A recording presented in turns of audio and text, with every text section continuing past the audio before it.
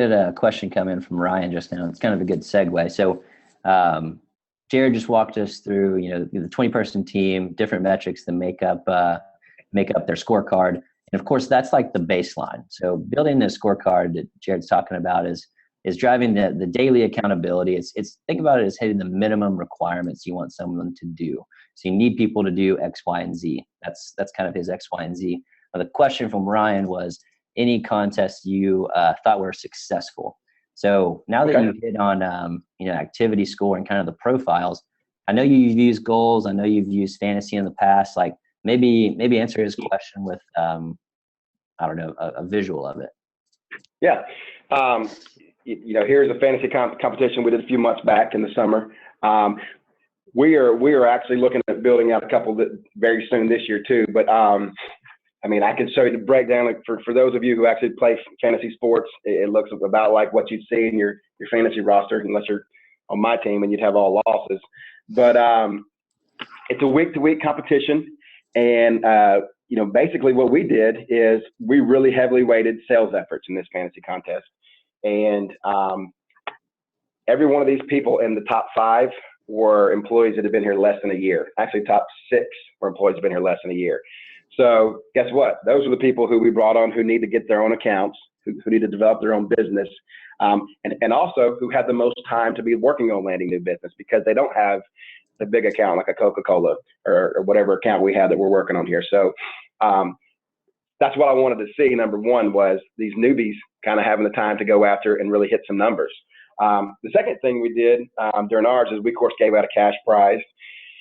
First prize got $500 cash. Second and then third, we gave hugs out to the rest. But the best thing was, when you're talking about $500 in cash, we've got some people that hit some good commission numbers each month, but $500 cash is a pretty big number. So during the last few weeks of the contest, we had huge activity scores. Look, you see that we're probably averaging a 80 activity score for the week right now, or 100 activity score for the week right now. We had people, I guess 40 per day is what we're averaging right now. We had people hitting just huge numbers to get this money. Click into one of those matchups. I think either the purple one or the championship, you can get the green one there. That you can walk them through, and I can answer it too. But basically, daily scoring. So you can't do tomorrow what you didn't do today. So with these activity score games, if you don't put up the number on Monday and Tuesday and Wednesday, then you can lose. So it's an aggregate total at the end of the week. The goal is to be 100 every day, and it looks like you had pretty good accountability to those numbers in these playoff games. Yeah, we did. We had some people getting after it. It got pretty competitive. It was kind of fun. We integrated 2 different locations, so we had people competing against each other that kind of didn't really even know each other. Had a little bit of trash talking going on over emails and things like that, which was funny. It wasn't out of hand, but it was really good. It was a competitive feel, and the other thing is, I know that we've brought on 3 new smaller accounts based off of these results. We've got a couple other bids in the works due to them that we're kind of finishing up right now.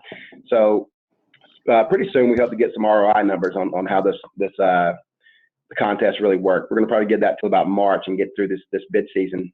I know we got 3 bids we're working on right now that I think kind of heavily came through the active calling and the kind of the heightened intensity of this competition. So it was productive, and it was definitely it was kind of like I say, it was a lot of fun too.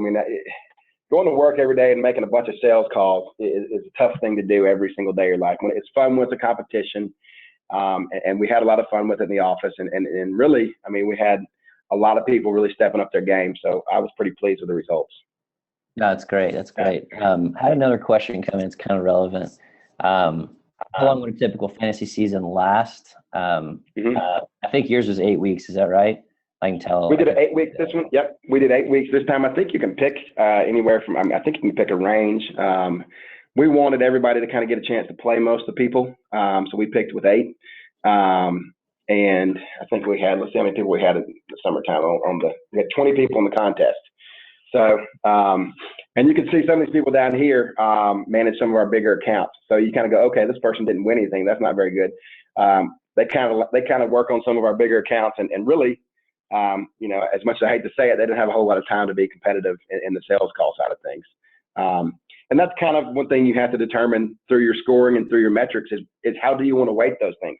I didn't want somebody who's already booking a bunch of freight with established business to win this contest. So I really skewed the numbers to not allow that. And that was a result I wanted to get, but you could change that up for any competition. You could do the opposite for the next contest. Sure. Yeah, but focus on new business and new cold calls.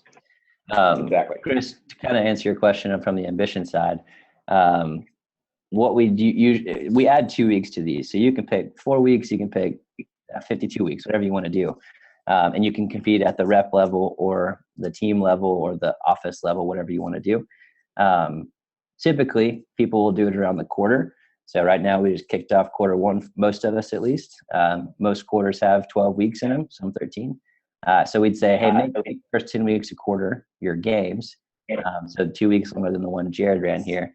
And then in the last 2 weeks will be playoffs, the best teams that have worked hard all quarter. And, it kind of aligns with, ending quarter end strong. So you got 2 weeks with your best teams battling out first, second, third, and fourth. So people do all kinds of different frequencies, but pretty common is a 10 plus 2 week playoff around your quarter.